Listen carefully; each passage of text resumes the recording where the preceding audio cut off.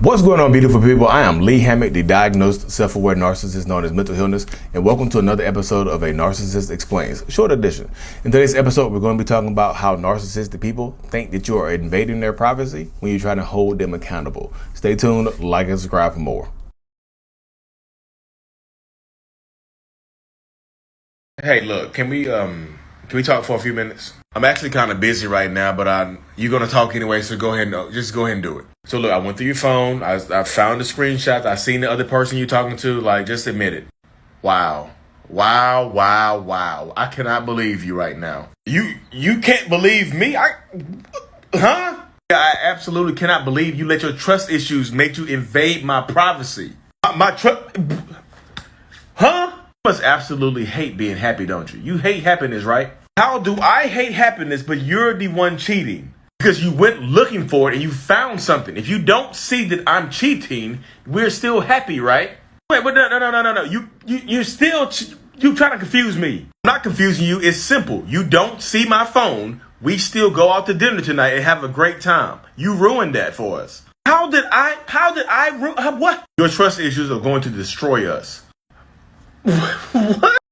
So welcome back, y'all. Here is the infamous zinni cloth that you see on my head and my skits. It's just laying around. I will put whatever's beside me on my head, y'all. Put this adapter on my head if I need to help y'all differentiate the characters. But in that skit right there, it's straight to the point.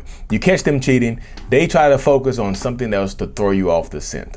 They try to make it seem like you going through their phone or you getting screenshots, somebody else sending you messages, you hiring a private investigator, you catching them on camera or whatever, you know, whatever it is. They try to make this seem like that you taking that action is bigger than whatever you catching them up for. It doesn't have to be cheating. It can be stealing money. It can be whatever, lying to you, whatever. You know what I mean? Drinking. They're back drinking. They said they were sober. Whatever it is, y'all. They'll make a bigger deal out of how you found out, as opposed to what they have done. We've both made mistakes here. We're equal now. No, you're absolutely not equal in these circumstances, in this situation right here, y'all. You just aren't. It doesn't add up. You know, you see what I'm saying? So when you're dealing with narcissistic people, toxic people, understand that they're going to make a bigger deal out of what you did than what they did. Like you don't get, there's no equality in these relationship dynamics. They're just not, it's not equitable. You don't get out what you put in. You know what I mean? Like I said, and also you see the person in the video, the survivor, victim, whatever, the thriver, they're trying to get a confession from the narcissist. They just want them to admit it. If you need a confession from a narcissist, you're in turn holding yourself hostage in these relationship dynamics. You're holding yourself hostage in these situations. You're absolutely holding yourself hostage. You're doing a disservice to yourself by trying to do that. You don't need a confession from a narcissist, y'all. You don't need them to confess. You want them to confess. It would be easier to convict them in a court of this relationship, in relationship court, but you don't need a confession. I tell this to people, I'm like, police convict people all the time without confessions. If they have enough evidence, they got screenshots or whatever, they'll convict you. Confessions make it easier, but you don't need a confession from them. You went through my phone. Wow, you're a horrible person. Your insecurity, they'll make you try to feel like your insecurities caused the issue. Not them cheating, not them lying, not them still doing what they're doing. Your insecurities what got you here. Your insecurities put you in this chair in front of me right now, trying to hold me accountable. If you weren't insecure, you wouldn't have went through my phone, and our relationship would still be on track.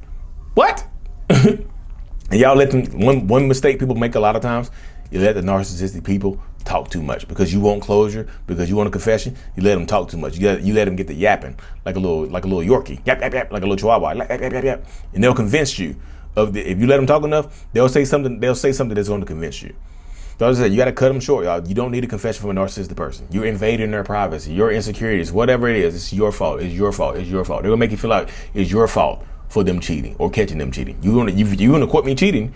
Would have been a perfect couple, but you're too insecure to let me do me. Anyways, y'all, like and subscribe for more. Stay tuned for more. Mental Illness is out. Peace.